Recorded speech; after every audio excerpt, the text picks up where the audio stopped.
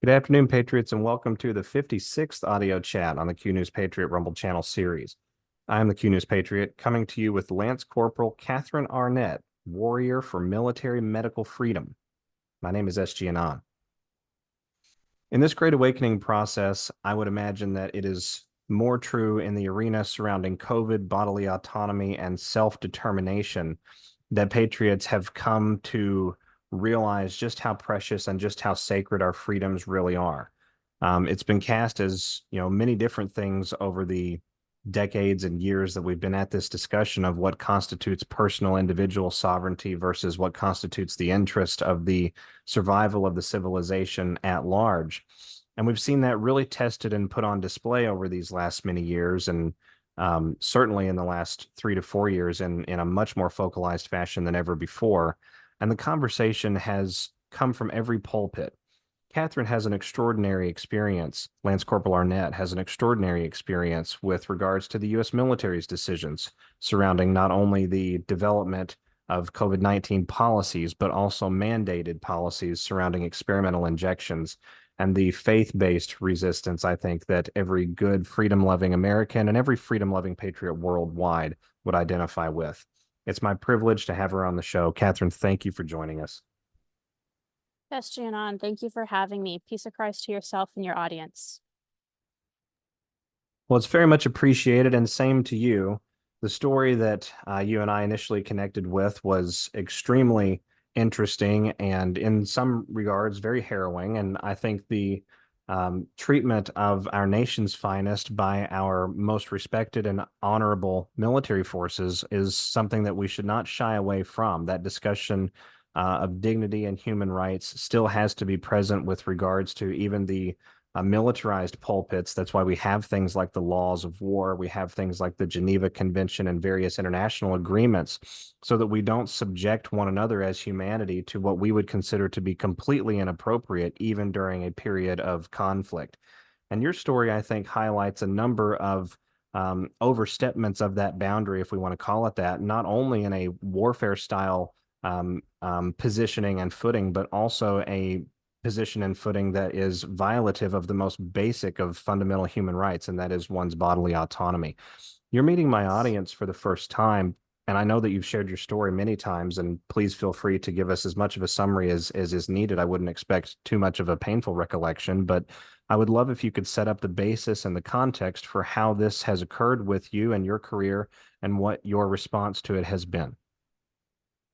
Thank you, SG, for this opportunity, really. I'd love to get into as many details as I can with you and however much as time permits with you. My first question is, can you hear the dog barking in the background, and is that distracting? We can't hear it on this end. Okay, perfect, wonderful. I knew getting my little audio headphones would be a good decision. Let me know if you do hear anything in the background. But really, bodily autonomy is a wonderful way to start this off, because in the very nascent days of 2021, I started, what people would often call the rabbit hole.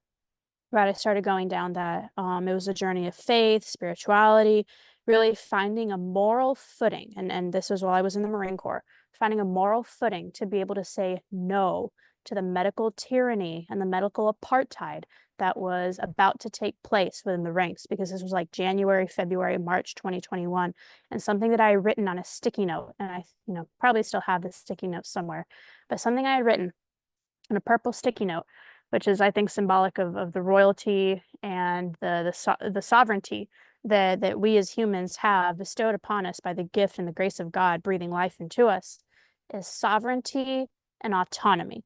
I wrote those two things on that sticky note, and every day, every morning in my barracks, I would wake up and I would remember that not only am I fighting for my own medical and bodily autonomy to not get some mystery Babylon injection shot into my body and have it affect my body, spirit, and soul, because, well, we've heard crazy reports of it even disturbing people down to their soul who got it, but also for Americans, right? Because the Department of Defense, the soldiers, the Marines, the airmen, the Navy, we're all the front line.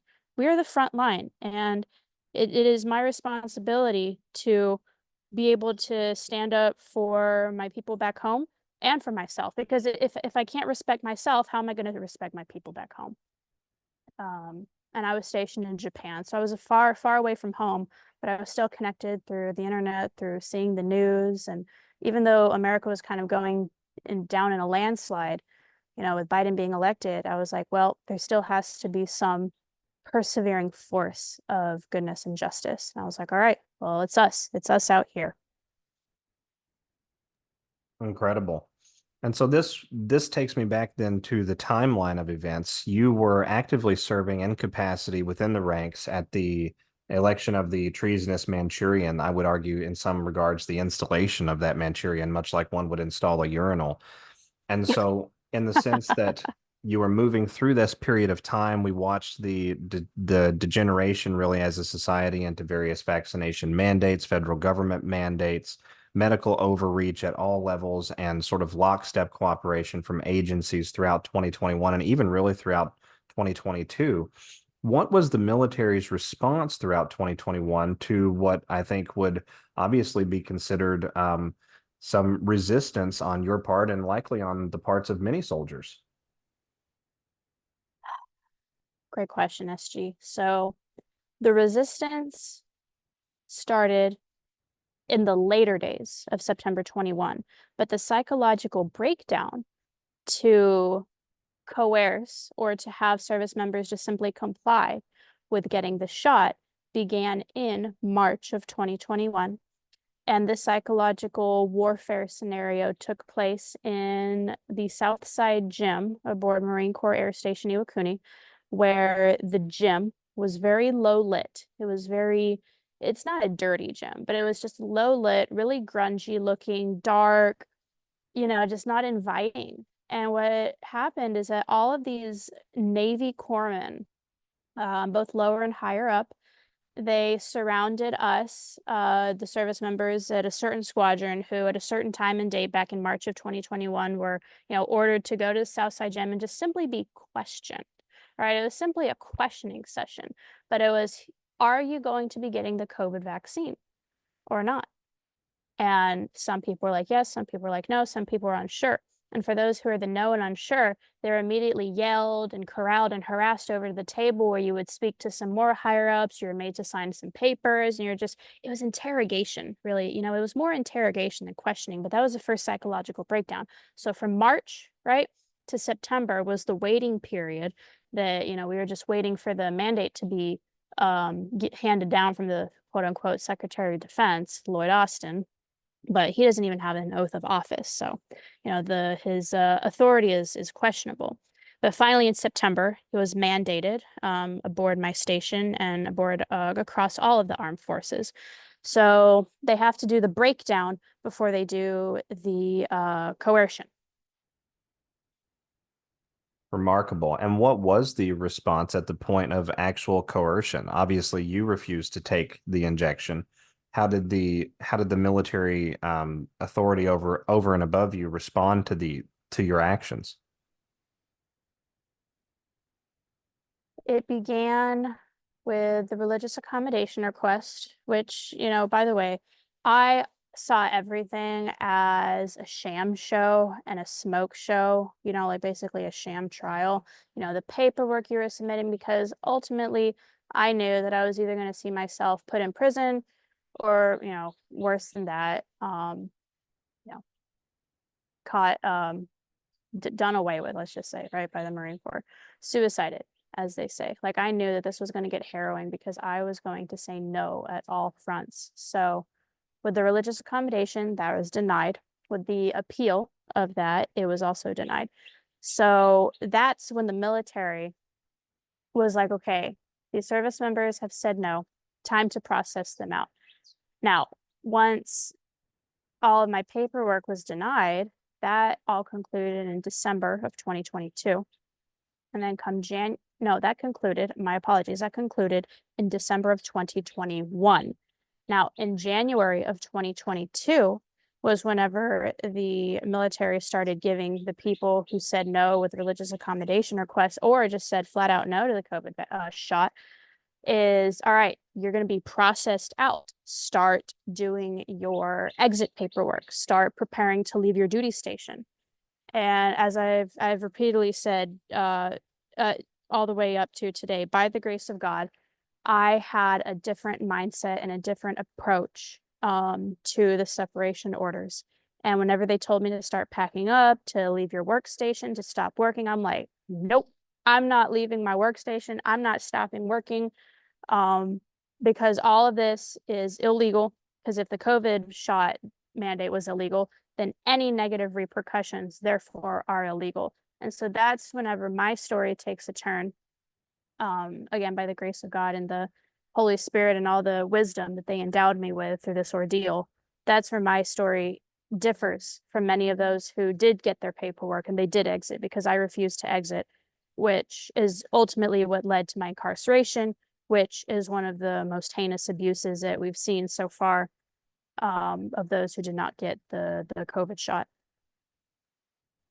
So to make sure I'm understanding clearly for my audience out there, we had the separation orders essentially coming as a result of rubber stamping and denying your religious accommodations, which of course is a First Amendment protected right. And in response to those orders, you refused, which is, I believe in the Uniform Code of Military Justice, they call that insubordination, right? So the military's response was then to incarcerate you for refusing to have an experimental injection and refusing to expose the force readiness to additional vulnerability vis-a-vis your absence. Is this correct? Yes, I would say that's a good portrayal of it. The incarceration happened after I had said no to separation. There was no chances of an immediate incarceration for saying no to the COVID vaccine, to the COVID shot, because there's plenty of service members who have gotten out who are walking free and were walking free. Now, given all of us experienced duress, coercion, harassment, psychological manipulation and abuse.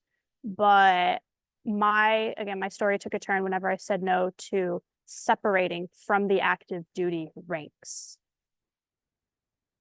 Understood. And then, so if I may, what was the period of incarceration, and did that period conclude with a military forced separation? The incarceration was for 4 months, beginning January 23rd, 2023 to May 15th, 2023. Yes, they abused the Uniform Code of Military Justice, also known as the UCMJ. They abused the military brig, that's the prison system, and they abused the court-martial system to essentially, what I stand by as trafficking me from my duty station in Japan to the United States, to San Diego, because what happens in America, once the service member is there, you can legally take a service member off the duty station by what you said, military force. So come June 23rd, which it's been essentially almost a year and 2 days now, they by force escorted me off of the military base in San Diego, which, by the way, it's questionable if I had any orders there, if anyone knew that I was coming there. It was all a jumble. It was a jumble, a mess, a logistical nightmare for everybody involved. Yeah, so military force is what ultimately got me out. Yeah, because I said I am not willingly separating my post. I will not willingly defy my General Order 6, which is do not leave your post without without being properly relieved. And because of Beijing Biden and questionable Lloyd Austin, really just a Pfizer hound, there's no authority. I have not been properly relieved of my place of duty in Iwakuni, Japan. And to get off on a further tangent, which I'll stop right here, I consider myself an exile, SG, as are all other service members who either by force or willingly, got out for exercising their constitutional rights. We are all in exile, and I wish to raise more awareness to that, really. I have to admit, I'm extremely glad that folks like yourself and others have spoken up about exactly what you just described, becoming exiles, Yep. sort of, oathless and yet with an oath. Yeah. And it's a very unusual, I think, position for our Mm-hmm. military forces and really for we the people writ large here in the United States of Yes. America to try and face down. At the same Yes. time, the geopolitical stage continues to shift very rapidly, and we require a precise and, I think, advanced fighting force. And towards that end, I kind of wanted to get a flavor of how this process worked from the psychological warfare component. You described a breakdown period earlier. The Q News Patriot audience is going to be very familiar with things like MK Ultra, military grade psychological warfare tactics, a whole host Mm-hmm. of CIA operations over a number of decades now. But Yeah. throughout the process, both with 2021, but even after the um, conclusion of the paperwork process from December of 2021 moving through 2022, what was the general attitude offered at a consciousness level towards yourself and others that were refusing the injections? At first, wow, that's such a beautiful question, SG. This is going to be fun to answer. Thank you for asking that. So at first, it was barely tolerant. It was very milk toast, right? In the later days of 2021, whenever, you had your religious accommodation request attempts and the denials, it was all just mealy mouthed milk toast formalities from the commanders. Oh yeah, we'll put your paperwork up. We'll do this. While they knew, it was all just a sham. Everybody knew it was a sham. Well, that's my opinion, but you know, I think the general consensus was, all right, we're going to be seeing our way out. This is sadly a hopeless case, meaning the bureaucracy has its tendrils in the Department of Defense, and right now we're going to have to suffer. But hopefully, with our next President Trump, well, with the President Trump coming back in, hopefully we see a revival, patriotism of the forces, and an expungement of the bureaucratic deep state. But to continue on that question, at first it was milquetoast, and then it devolved into, all right, chop, chop, chop, time to get the hell out, right? This was January 2022 to about May of 2022. And then once I had pretty much put a big red target on my back by saying no to the separation orders, that's whenever the abuse, the manipulation, the arduousness of everything really started to compound.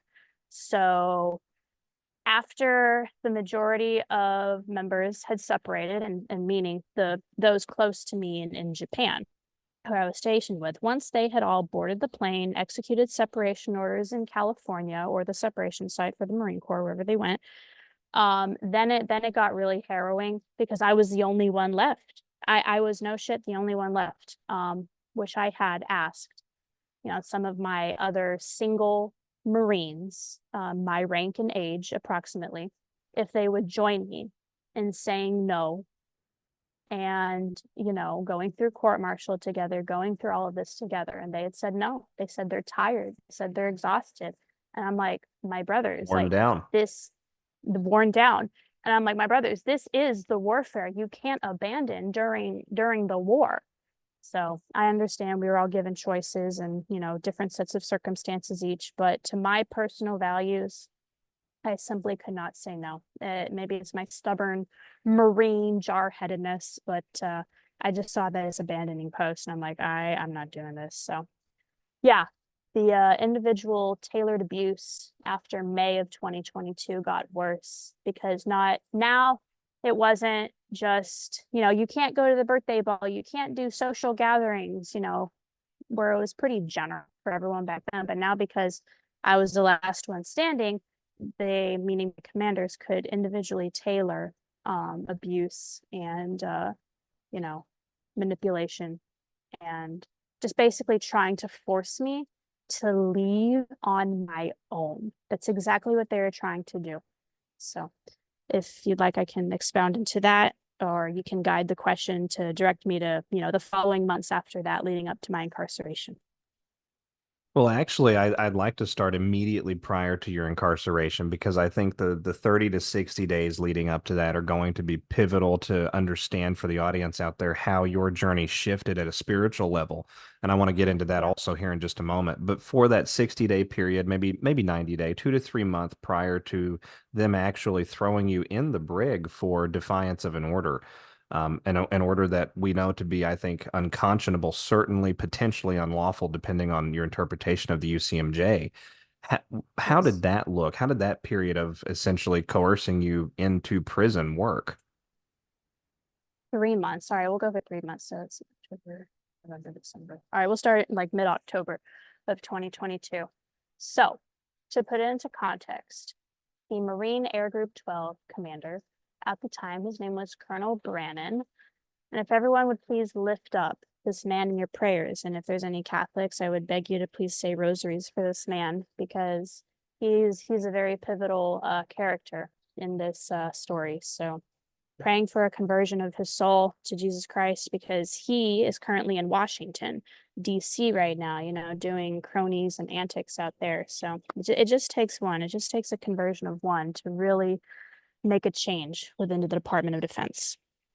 So mid-October, early November of 2022, all of a sudden I get orders from my long-standing squadron of 152 on the American base in Japan to be taken from there and to integrate into the Marine Air Group 12 command under Colonel Brannon. Now, he and I had a brief conversation in November of 2021 when I had done a request mast, which is a lower enlisted person requesting to speak to a commander about a grievance or something going on. And through the course of this conversation, he proudly touted to me, well, I'm a Roman Catholic as well. I'm not forcing, I'm, giving you this lawful order to get the COVID shot, and I got it myself. So why aren't you doing it?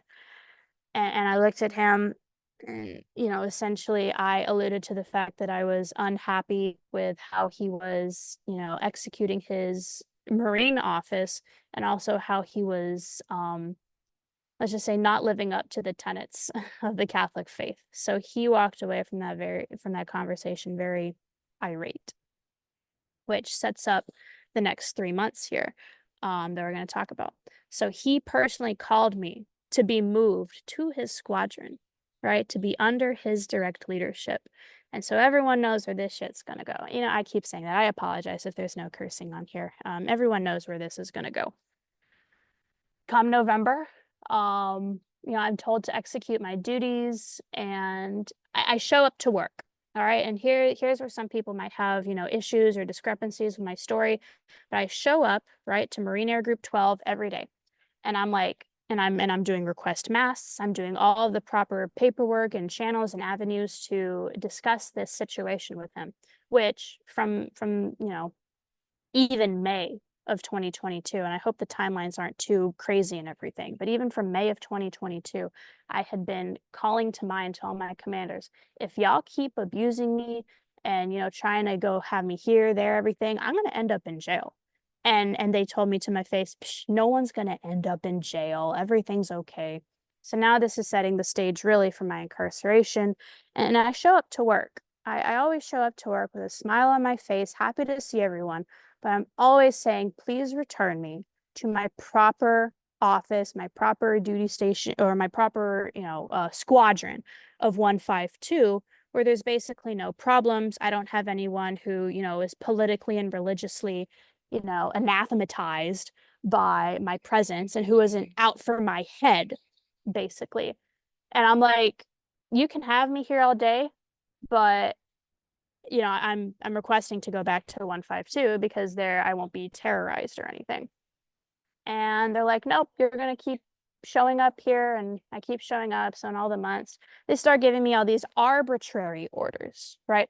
Arbitrary orders come December, like go to medical to do your separation medical stuff, go to your barracks room to be interrogated in the evening by yourself by 4 officers in your room, you know, do all the transition readiness paperwork and everything. I'm just like, yep, just stop. You know, my answer is going to be no to all of this. So with all the no's, they were able to stack all these, you know, extraneous charges on me for, is exactly as you said, SG, insubordination, disrespect. One of the charges was no crap, literally me requesting a hotel room on base because they had kicked me out of my barracks. I was like, may I please, you know, have somewhere to, you know, freaking sleep, because I'm tired of sleeping, you know, in the bathrooms here and like hopping from couch to couch. Like, y'all have kicked me out of my barracks. This is crazy. So they got me for disrespect for asking for a hotel room. Crazy. It's absolutely crazy. So they were just digging. They were desperate. They were digging. This is the face of desperation. From these pansy officers who were just so hell-bent on getting me out of there. So that's what those 3 months before incarceration looked like, them giving me arbitrary orders just to stack on me so they can justify my incarceration. For patriots out there that have been watching the infiltration of the judiciary system here stateside in the civilian sector, this is not an uncommon tactic and one that is often recognized as being abused by a very overly empowered prosecutorial magistrate level office. And I find the tactic very interesting, considering that we have existed in sort of a corporocratic system since at least 1871. And eventually that system did get its feelers and its tentacles very well entrenched into high levels of military command. And this occurred really in the 20th century. Again, all of the history out there for patriots to understand the backdrop and the context for the discussion that we're having here and how that translates in such a time as this to kinetic action against sovereign we the people everywhere, even those that have signed up and given an oath to do their duty, but within the bounds of conscionable orders. With that being said, with regards to the brig circumstance, which you cited, was 120 days long. This is no short period of time. It's greater than the length, if I'm understanding, of Marine Corps basic training itself, which itself is the longest and largest boot camp in the United States Armed Services. And so during your time in the brig, if I may ask, what did you reflect upon and how did your conversations go with the Almighty? Thank you for asking this, SG. The number one word that I have to, you know, put the brig as is boring.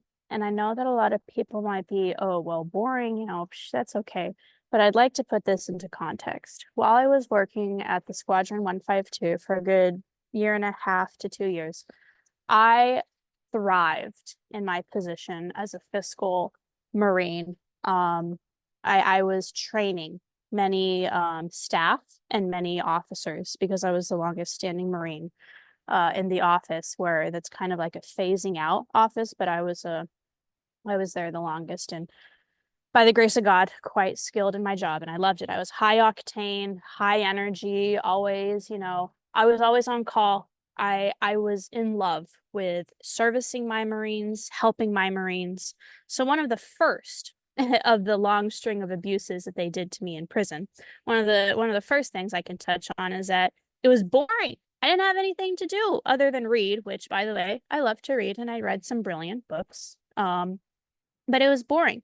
So that's the first part of the cruelty of the needless incarceration, you know, just idle hands, right? Idle hands. But, you know, praise God for the gift of reading and books, because read some good books in there. So that's just the first thing in there. The conversations with Almighty God happened mainly through reading. There were some great Scott Hahn books in there, and I also had access to a rosary and the Bible. I focused largely on the Gospels, which I just thrived upon reading and pouring over and over, because the conversations that Jesus Christ has, you know, with the Pharisees, empowered me to be able to walk into the court, you know, on my own, because I was self-representing myself because I could not convince a JAG to side with me and fight for me and how I would like to be fought for. So I was self-representing myself. and the linguistics, the absolute genius dialect of Christ to the Pharisees, just really helped me with that. So yeah, I hope that answered the question. And, as we progress, I'd love to, crack open how the other systemic brig procedures were also needless and abusive to subject me to as well. Well, it's interesting. You should take the words immediately from my lips, because my question was going to be, how were these brig conditions tailored specifically to interfere with both yourself and any other cellmates that may have been on those blocks? Right. Excellent question, SG. So the first thing is very important to my Catholic faith. So I'd like to set this up as concisely as I can. Now, everyone knows I was stationed in Iwakuni, Japan, right? This is on the mainland island of Japan, which is 30 miles south of Hiroshima. I could have easily been incarcerated on this base for about 10 days, and then a reviewing officer would have seen, okay, well, there's no need to keep this Marine in prison. She can be released because, this is just, disrespect, not, missing movement, small potatoes, dare I say. Okay. But Colonel Brannon, the Marine Air Group 12 commander, was critical in understanding how to tailor this hellscape to me, because he deemed that it was necessary to not have me incarcerated in Iwakuni. Instead, they put me in full body shackles, right? Put me on a plane, flew me from Iwakuni to the Japanese island of Okinawa, which is like 600 to 800 miles away from my duty station. Now, through this, they're able to now take me away from my practice of the Catholic faith. And what's most important to me, and what has been most important to me since May of 2021, when I finally came back through the doors of the church, praise God, is the Catholic sacrament of the Eucharist, which we believe to be the body and blood of Christ. The ingestion, the communion, the just the interaction of attending daily mass on that Iwakuni base for about 1.5 years was crucial to my success and how I got through, the first round of ordeals before my incarceration. Now, the prison in Iwakuni and the church were very close to each other, so it would have been very plausible that I would have been able to receive that Catholic sacrament of the Eucharist every day during my The incarceration, chaplain.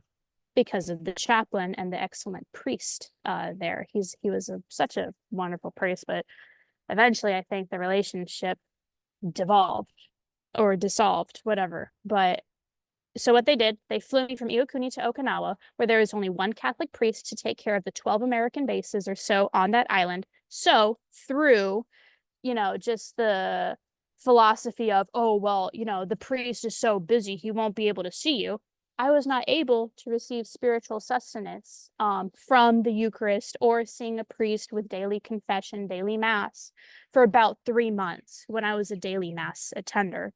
And I would just ask yourself and the audience to reflect on this, whether or not they're Catholic, Buddhist, whatever, but what the New World Order is coming for, what these bureaucratic people are coming for, is your practice of faith, right? Your peacefulness, your sound of mind, your steadiness.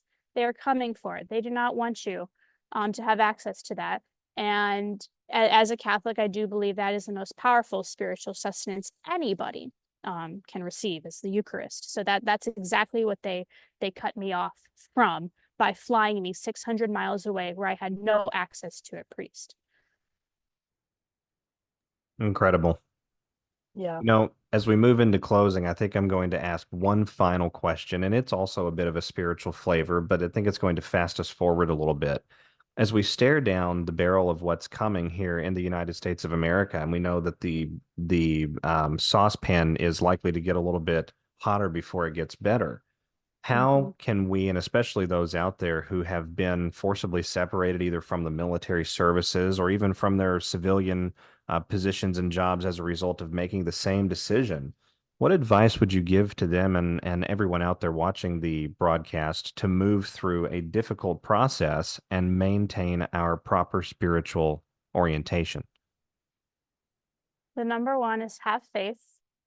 The second one is that the warfare right now is to say no, no matter the cost. Truly, no matter the cost. A lot of my personal belongings and stuff, they're still in Japan. They're being held hostage. I consider myself in exile here, floating around in America, really no place to go. But saying no, no matter the cost, is the biggest thing. And truly, a shameless plug is that I have studied, followed, engaged with a good number of spiritual paths and directions. I was raised Catholic, didn't really do anything for me in my early years. I fell away for quite a bit, got into a lot of occultism. I found a lot of brilliant things in it. And finally, it did bring me back to the traditional Catholic line of faith, namely the TLM. So I am just a shameless advocate, SG, for the Eucharist. It is the most beautiful and powerful spiritual substance that can enrich one's soul and spirit to truly get through this arduous fight. Spoken like a remarkable and powerful soldier of faith and dignity. Miss Arnett, for those out there, Lance Corporal, for those out there who wish to support you, where can they connect with you and where can they find you? I have a Give, Send, Go. I do check my Facebook messages quite frequently, even though I have not posted much. So Facebook Messenger and Give, Send, Go are the two ways to either send me a message, a prayer, or to financially support me.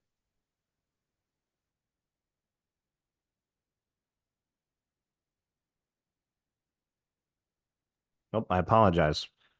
The microphone muted itself for a moment there. I was saying thank you very much for all you've endured, and I will make sure to include the links in the description below the video. For the audience out there, I hope you've really enjoyed our conversation today. As we move into a remarkable time in American history, we must learn to peacefully and patriotically, and from a place of spiritual love and acceptance, learn to say no. What a phenomenal message. I'll be back with each of you again soon on the Q News Patriot. Thanks, everyone. Thank you, SG. Peace of Christ to you and all. God bless. Bye-bye. God bless you. Bye-bye.